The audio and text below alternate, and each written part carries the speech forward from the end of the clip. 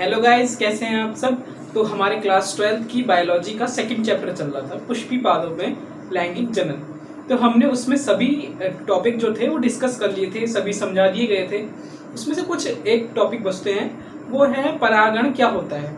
तो परागण बेसिकली क्या होता है, इसके बारे में हम डिस्कस करेंगे इस सेशन में। तो चलिए देखते हैं परागण क्या होता है। तो एक होता है परागकोश, ये समझ लीजिए परागकोश है, ठीक है। ये परागकोश हो गया। अब इन परागकोशों में बहुत सारे परागकण बनते हैं। तो जो परागकण बन जाते हैं, जब परिपक्व हो जाते हैं, तो ये जो परागकोश है वो फट जाता है, और फटने के बाद इसमें परागकण रिलीज होते हैं। बहुत सारे परागकण रिलीज हो जाते हैं, बहुत सारे अनगिनत होते हैं, जिनमें से कुछ तो नष्ट हो जाते हैं, कुछ बचते हैं, वो वैसे खत्म हो जाते हैं, वो अपनी मंजिल तक नहीं पहुंच पाते हैं, और कुछ होते हैं जो पहुंच पाते हैं, ठीक है। तो जो ये परागकण होते हैं वो वर्तिकाग्र तक पहुंचते हैं। जब ये वर्तिकाग्र तक पहुंचते हैं और वर्तिकाग्र उसे पकड़ लेती है और फिर अंडाशय तक लेके जाती है। तो ये परागकण जो वर्तिकाग्र तक पहुंचते हैं, इस प्रक्रिया को हम परागण कहते हैं। तो हम हेडिंग डालेंगे परागण,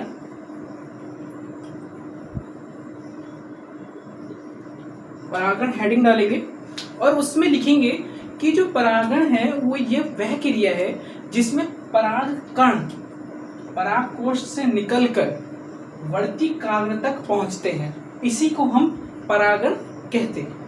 तो ये परागण के बारे में था, ठीक है। तो इसके बाद क्या आता है कि परागण कितने प्रकार के होते हैं। तो बेसिकली परागण दो प्रकार के होते हैं, एक होता है स्वपरागण और एक होता है परपरागण, ठीक है। तो इसके बारे में देख लेते हैं क्या है स्वपरागण और परपरागण। परागण ये हो गया आपका स्वपरागण, स्व, और दूसरा हो गया परपरागण, परपरागण, स्वपरागण और परपरागण। स्वपरागण और परपरागण में क्या होता है, परागण में ये पहली बात तो स्वपरागण का मतलब आपको समझ में आ रहा होगा कि ये अपने आप होता है परागण, किसी की जरूरत नहीं होती है इसमें परागकण निकलते हैं और फिर वर्तिकाग्र यानी कि पुष्प के फीमेल पार्ट में पहुंच जाते हैं अपने आप। कोई जरूरत नहीं होती इसमें, किसी की कोई योगदान नहीं होता, ये अपने आप ही ये अपना काम पूरा कर लेते हैं। जो बेसिकली ये स्वपरागण जो होता है ये ज्यादातर उसमें होता है जिसमें ये परागकोश यानी कि पुमंग तथा जायांग एक ही पुष्प में होते हैं। ये ज्यादातर स्वपरागण उसमें होता है, ठीक है।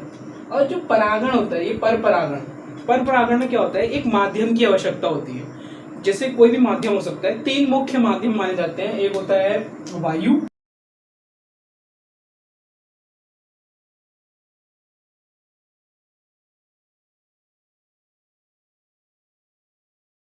वायु, परपरागण में क्या होता है, तीन माध्यम होते हैं, वायु, जीव तथा जल।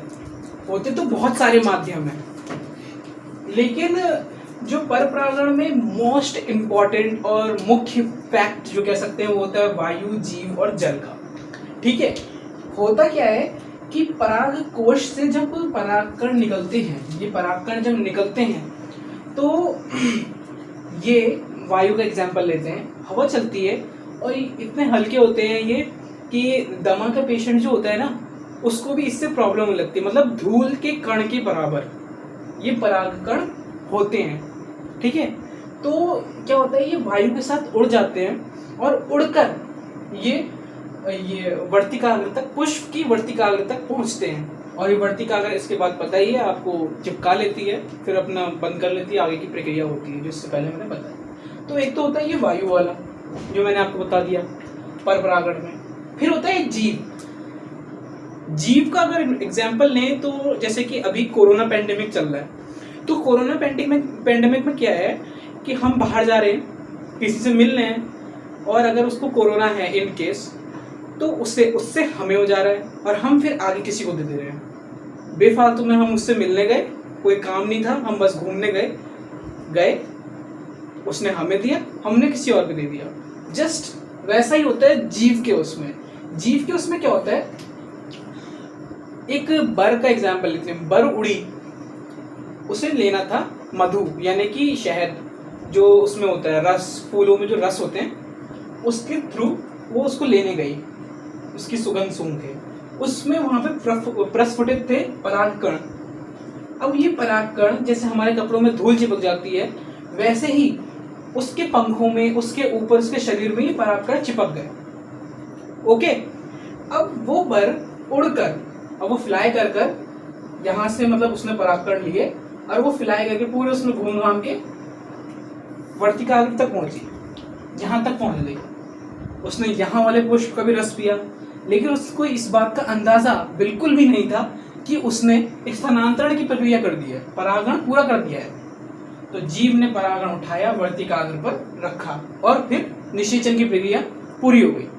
तो आपको इससे एक बात का क्वेश्चन आ रहा होगा कि अगर हम ऐसे किसी का भी पुष्प ले लें तो गेंदे में गेंदे का क्यों खुलता है, गुड़हल में गुड़हल का ही क्यों खुलता है?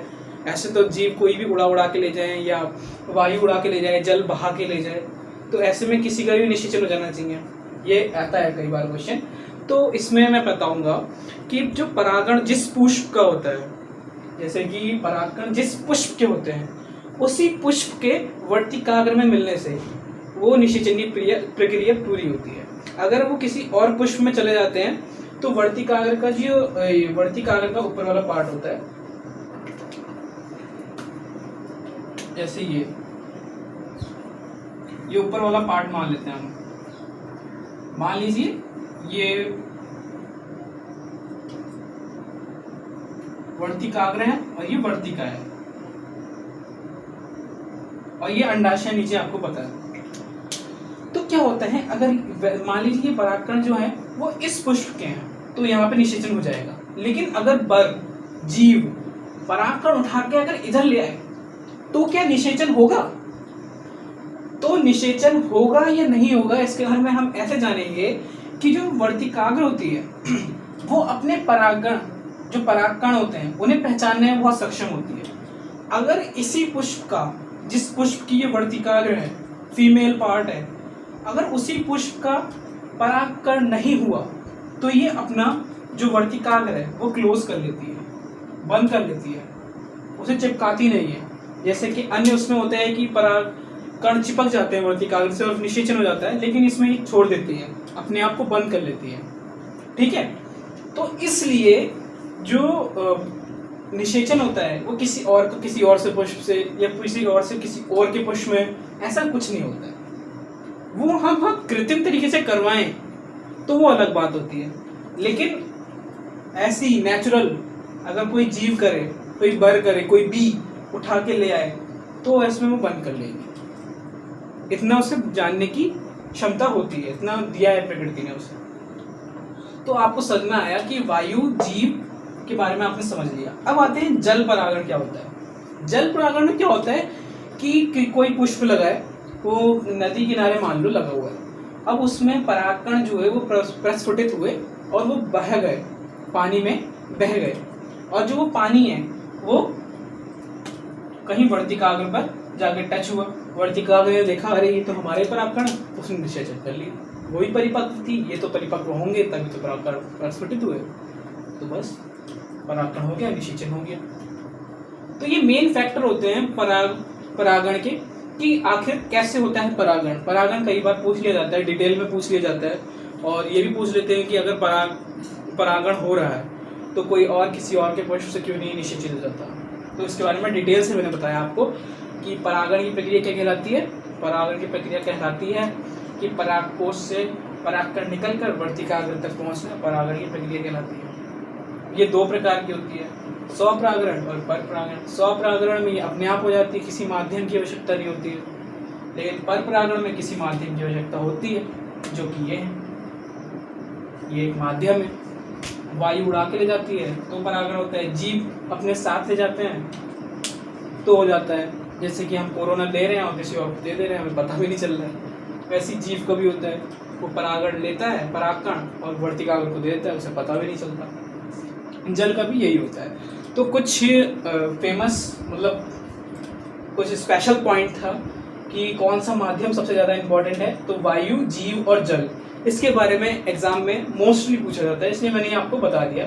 और ये पूरा परागण की क्रिया कहलाती है, इसमें आप लिख सकते हैं जैसे मैंने बोला, ठीक है। और ये सबसे इम्पोर्टेंट होता है कि कोई भी परागकण उठकर किसी और के वर्तिकाग्र पर पहुंच जाए तो क्या होगा, कि मान लीजिए ये गुड़हल का है और ये गुड़हल का ना पहुंच के गेंदे पे पहुंच जाए, ये गेंदे पे पहुंच जाए तो क्या होगा।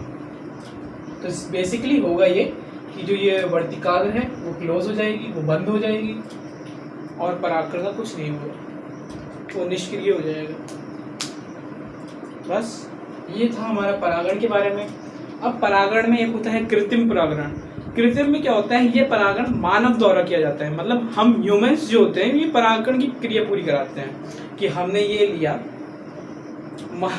ह्यूमंस में क्या होता है, एक उत्सुकता होती है, एक जानने की इच्छा होती है कि आखिर ये होता कैसे है, नया फूल खिलता कैसे है, आखिर वो जो फल बनना है वो बन कैसे रहा है। इसी के उत्सुकता के कारण ही हमें सब कुछ पता चलता है। तो क्या होगा, मानव इस परागकण को लेता है, बहुत ही छोटे छोटे होते हैं तो बहुत ही आसानी से नहीं आते हैं, तो इन्हें हमें सूक्ष्मदर्शी से देखना पड़ता है। इसे उठाते हैं, वर्तिकाग्र पर डालते हैं, उसके बाद में अंदर की पूरी प्रक्रिया का हम अध्ययन करते हैं। तो ये होता है कृत्रिम परागण, जो मानव द्वारा किया जाए उसे हम कृत्रिम परागण कहते हैं, ठीक है। तो आई होप आपको आज का सेशन समझ में आया होगा। तो हमारा जो ये सेकंड चैप्टर था वो ख़त्म हो चुका है। अब हमारा नेक्स्ट चैप्टर जो होगा इसमें जल्दी प्रोवाइड कर दूंगा आपके लिए वो। तो आज ये चैप्टर ख़त्म, तो बने रहे हमारे साथ और देखते रहें एनएस क्लासेस। शुक्रिया। Stay home, stay safe.